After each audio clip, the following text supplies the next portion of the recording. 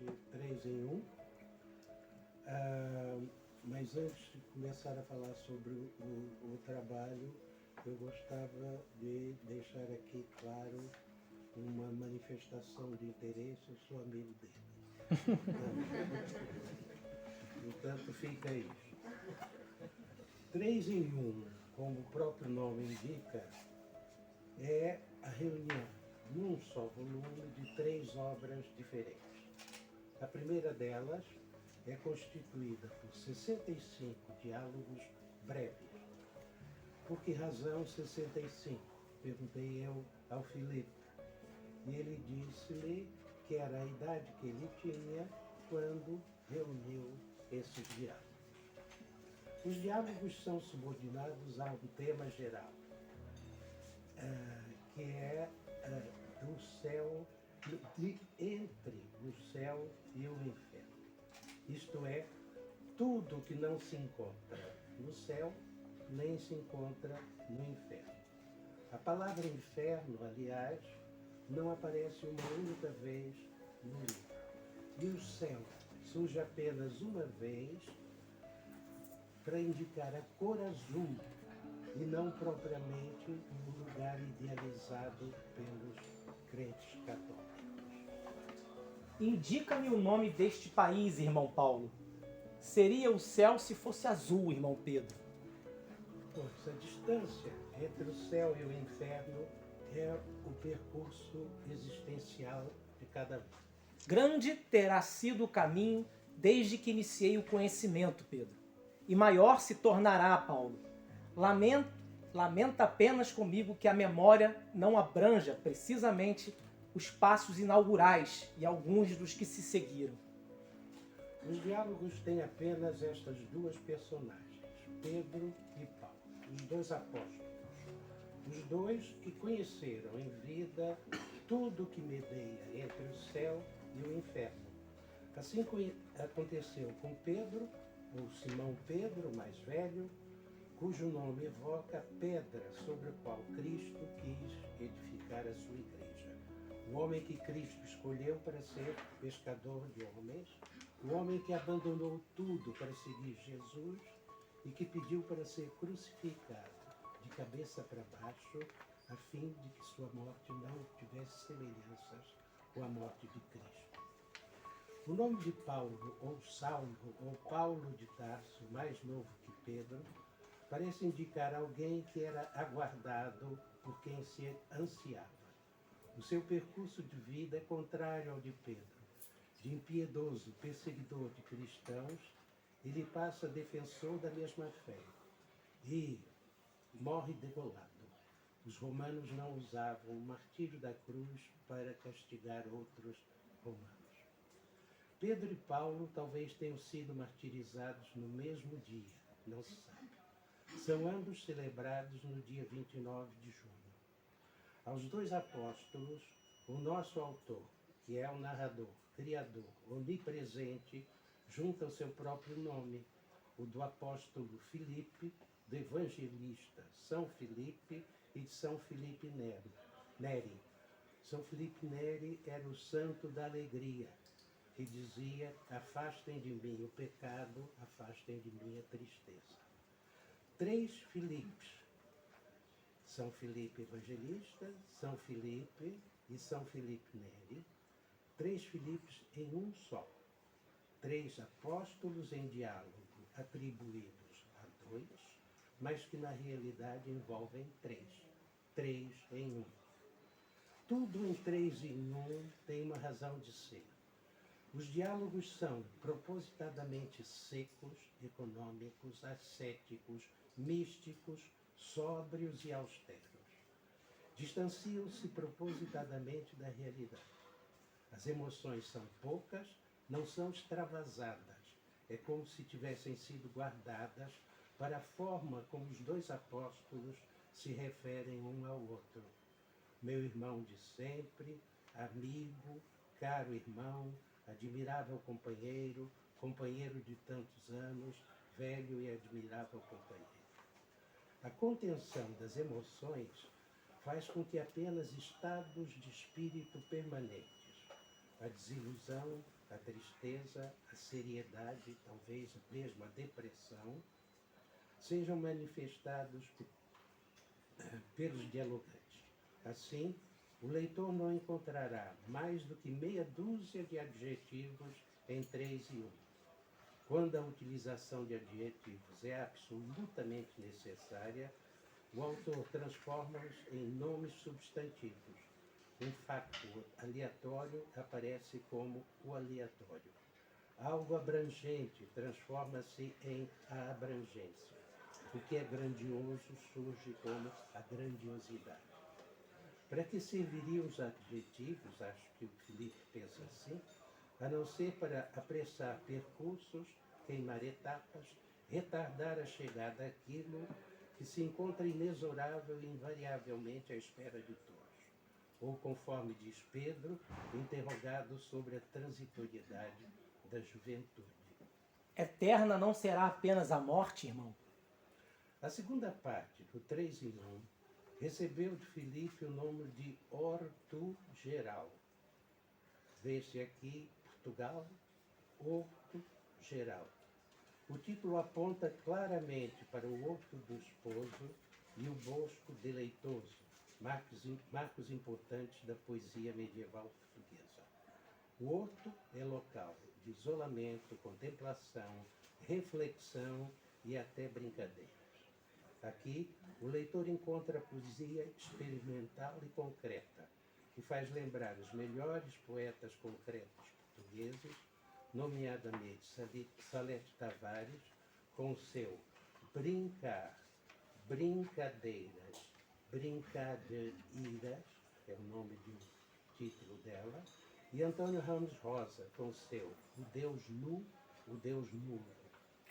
Um poema é uma estrutura concisa e organizada, que diz tudo sem dizer nada.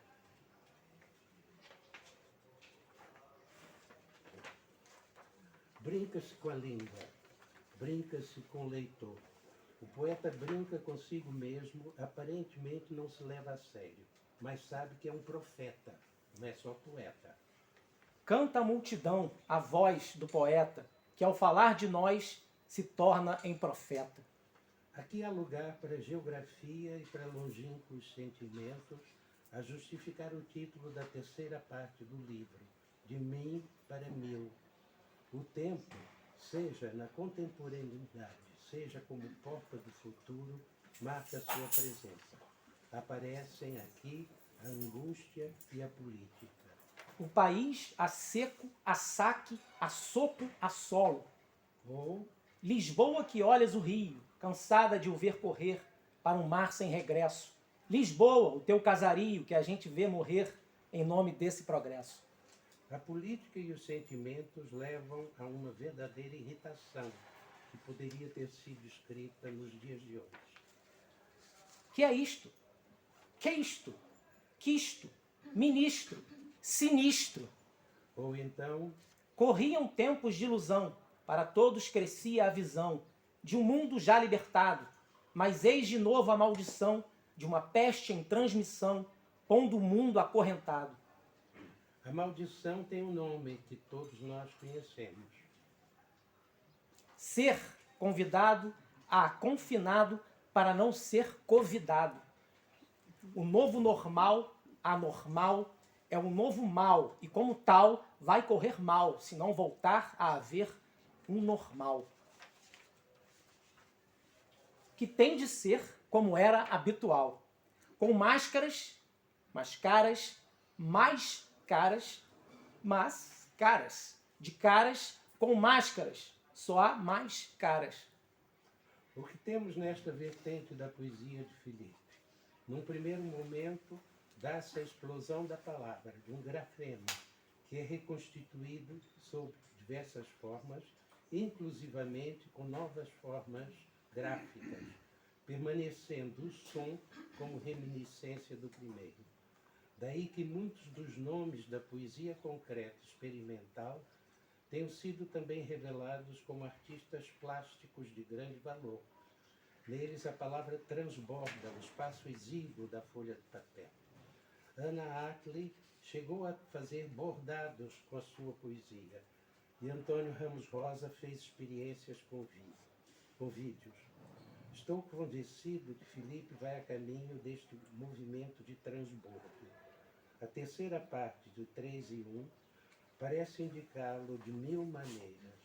Aqui surge um hino à vida, aqui se encontram as etapas para sua transição como ser humano. O filho, a filha, o neto, aqui estão os amigos e a mensagem de esperança para a construção do futuro e para a eternidade.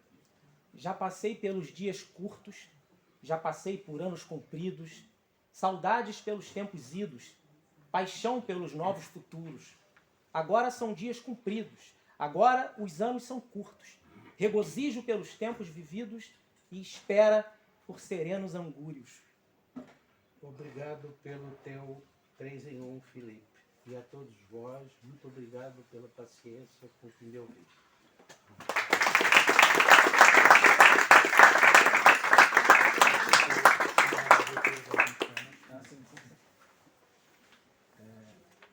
Bom,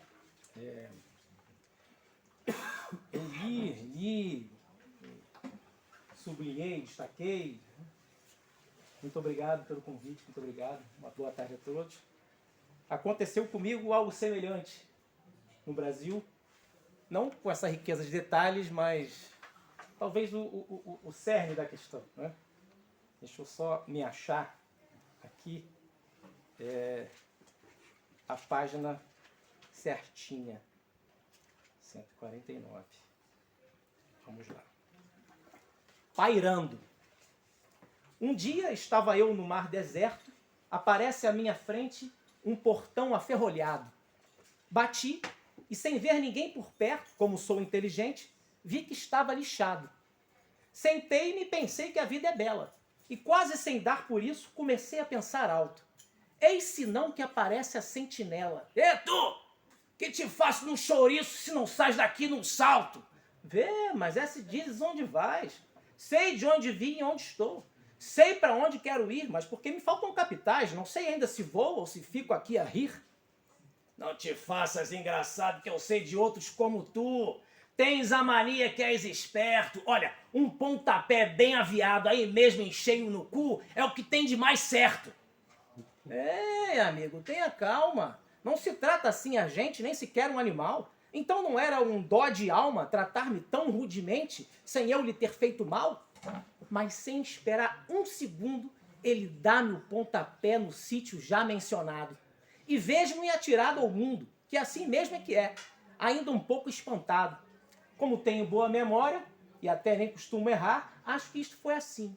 Agora pensem na história, e se andarem a pairar, tentem lembrar-se de mim.